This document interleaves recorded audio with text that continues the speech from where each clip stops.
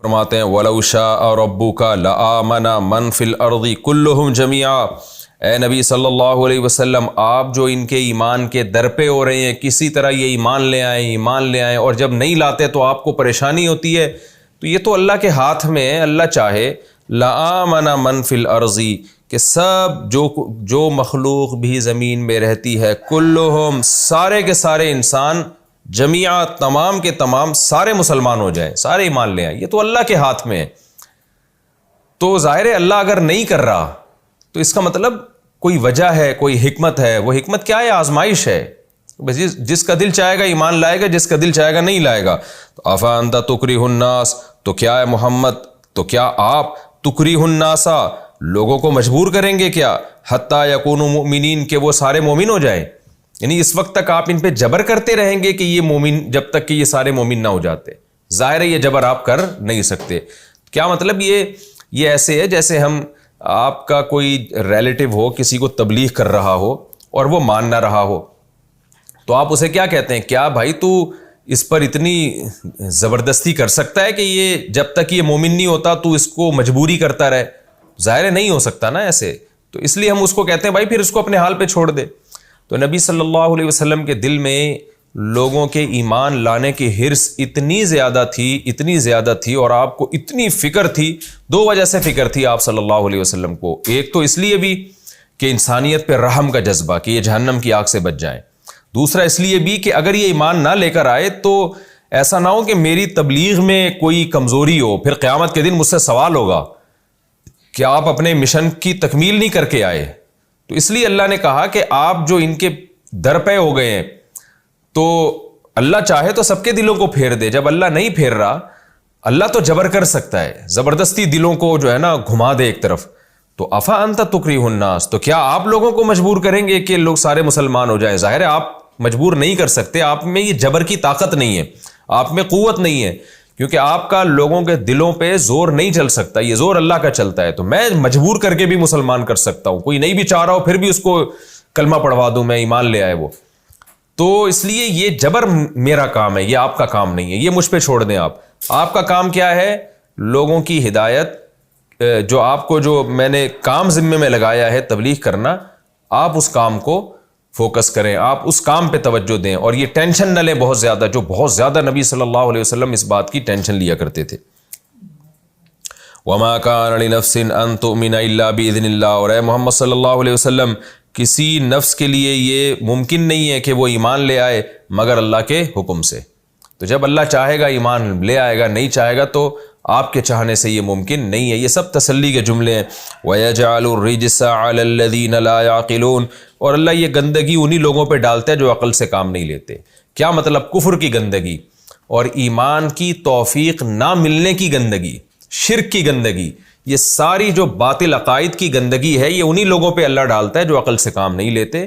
یعنی یہ بھی ایک اشکال کا جواب ہے کہ اللہ تو جو ہے نا گویا زبردستی تو نے معاذ اللہ لوگوں کو کافر بنایا ہوا ہے، تو اللہ اس کا جواب دیتے ہیں کہ نہ نہ نہ، ہم نے بھی فرق کیا ہوا ہے کہ جو عقل سے کام لے گا اس کو ہدایت ملے گی، جو نہیں لے گا تو اس کے بارے میں اللہ کی چاہت پھر یہی ہوتی ہے کہ اس کو ہدایت نہ ملے۔ قُلْ انظُرُوا مَاذَا فِي السَّمَاوَاتِ وَالْأَرْضِ، اللہ کہتے ہیں جو عقل سے کام نہیں لیتے ان پہ اللہ باطل عقیدے کی گندگی ڈالتا ہے، جو عقل سے کام لیتے ہیں تو ان کو اللہ خطاب کرتا ہے کہ دیکھو اس کائنات میں غور و فکر کرو، عقل سے کام لو تو تمہیں ہدایت ملے گی۔ قل، اے نبی آپ ان سے کہہ دیجئے، انظروا ماذا فی السماوات والارض، یعنی اے نبی آپ تبلیغ کا فریضہ ادا کیجئے، اور یہ جو ہم نے کہا کہ جو عقل سے کام نہیں لیں گے ان کو ہدایت نہیں ملے گی، جو عقل سے کام لیں گے ان کو ہدایت ملے گی، تو آپ ان کو عقل سے کام لینے کا حکم دیں۔ اور کیسے کام؟ کہ ان کو بتائیں کہ دیکھو آسمانوں اور زمینوں کے جو نشانیاں ہیں ان میں غور کرو، تو ان نشانیوں میں جب یہ غور کریں گے تو خدا کے وجود اور اس کی توحید پر ان کو ایمان لانا پڑے گا۔ تو آپ اس کام کو فوکس کریں کہ ان کو عقل استعمال کرنے کا حکم دیتے رہیں اور کائنات میں غور و فکر کرنے کا حکم دیتے رہیں۔ قل، اے نبی آپ ان سے کہہ دیجئے، انظروا ماذا فی السماوات والارض، دیکھو کیا کچھ ہے آسمانوں میں اور زمین میں، ان چیزوں میں غور کرو، انظروا ان چیزوں کو دیکھو۔ وما تغنی الآیات والنذر، لیکن پھر اے نبی ہم آپ کو بتا دیں کہ آپ یہ سمجھیں گے کہ اب یہ سارے اس کائنات میں غور کریں گے تو فوراً ایمان لے آئیں گے، نا نا نا نا، پھر بھی یہ توقع نہ رکھیں۔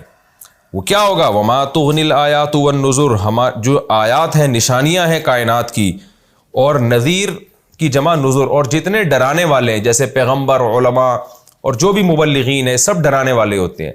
تو یہ ڈرانے والے اور جتنی بھی ہماری نشانیاں ہیں یہ ان لوگوں کو فائدہ پہنچاتی ہی نہیں ہے، لا یؤمنون، جو ایمان لانا چاہتے ہی نہیں ہے۔ تو آپ ان کو غور و فکر کا حکم دے دیں، جو چاہتے ہیں ہدایت کا راستہ ان کو توفیق مل جائے گی، جو نہیں چاہتے ان کو ذرہ برابر بھی فائدہ نہیں ہوگا۔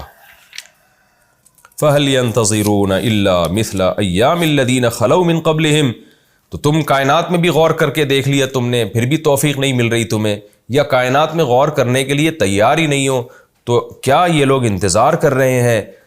الا مثل ایام الذین خلوا من قبلہم، انتظار نہیں کر رہے مگر صرف انہی جیسے ایام کا جو ان سے پہلے جن قوموں کے ایام گزر چکے ہیں، انہی جیسے ایام کا۔ پچھلی قومیں ہلاک ہوئی ہیں، تو کیا یہ لوگ بھی ہلاکت کا انتظار کر رہے ہیں؟ بھئی یہ نشانی ہے، ان کو دیکھ کے ایمان لے آؤ۔ نہیں لاتے تو تم بھی کیا وہی انتظار کر رہے ہو جو قوم عاد، قوم سمود جیسے عذابوں کا؟ قل فانتظروا، اگر واقعی یہ انتظار کر رہے ہیں تو اے نبی آپ ان سے کہہ دیجئے فانتظروا، تم بھی انتظار کرو، انی معکم من المنتظرین، میں بھی انجام کا انتظار کر رہا ہوں تمہارے ساتھ۔ دیکھتے ہیں انجام کس کے حق میں ہوتا ہے۔ ظاہر ہے ساری دنیا نے دیکھ لیا کہ رسول اللہ صلی اللہ علیہ وسلم کو اللہ نے غلبہ عطا کیا، اور جو آپ کے مخالفین تھے اللہ نے ان کو رسوا، اور تو فوراً ایمان لے آئیں گے، نا نا نا نا، پھر بھی یہ توقع نہ رکھیں۔ وہ کیا ہوگا؟ وما تغنی الآیات والنذر، جو آیات ہیں، نشانیاں ہیں کائنات کی، اور نذیر کی جمع نذر، اور جتنے ڈرانے والے ہیں جیسے پیغمبر، علماء اور جو بھی مبلغین ہیں، سب ڈرانے والے ہوتے ہیں۔ تو یہ ڈرانے والے اور جتنی بھی ہماری نشانیاں ہیں یہ ان لوگوں کو فائدہ پہنچاتی ہی نہیں ہے، لا یؤمنون، جو ایمان لانا چاہتے ہی نہیں ہے۔ تو آپ ان کو غور و فکر کا حکم دے دیں، جو چاہتے ہیں ہدایت کا راستہ ان کو توفیق مل جائے گی، جو نہیں چاہتے ان کو ذرہ برابر بھی فائدہ نہیں ہوگا۔ فَهَلْ يَنْتَظِرُونَ إِلَّا مِثْلَ أَيَّامِ الَّذِينَ خَلَوْا مِنْ قَبْلِهِمْ، تو تم کائنات میں بھی غور کر کے دیکھ لیا تم نے، پھر بھی توفیق نہیں مل رہی تمہیں، یا کائنات میں غور کرنے کے لیے تیار ہی نہیں ہو، تو کیا یہ لوگ انتظار کر رہے ہیں؟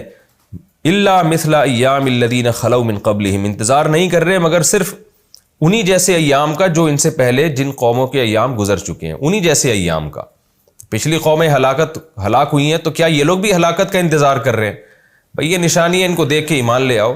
نہیں لاتے تو تم بھی کیا وہی انتظار کر رہے ہو جو قوم عاد، قوم سمود جیسے عذابوں کا؟ قل فانتظروا، اگر واقعی یہ انتظار کر رہے ہیں تو اے نبی آپ ان سے کہہ دیجئے فانتظروا، تم بھی انتظار کرو، انی معکم من المنتظرین، میں بھی انجام کا انتظار کر رہا ہوں تمہارے ساتھ۔ دیکھتے ہیں انجام کس کے حق میں ہوتا ہے۔ ظاہر ہے ساری دنیا نے دیکھ لیا کہ رسول اللہ صلی اللہ علیہ وسلم کو اللہ نے غلبہ عطا کیا، اور جو آپ کے مخالفین تھے اللہ نے ان کو رسوا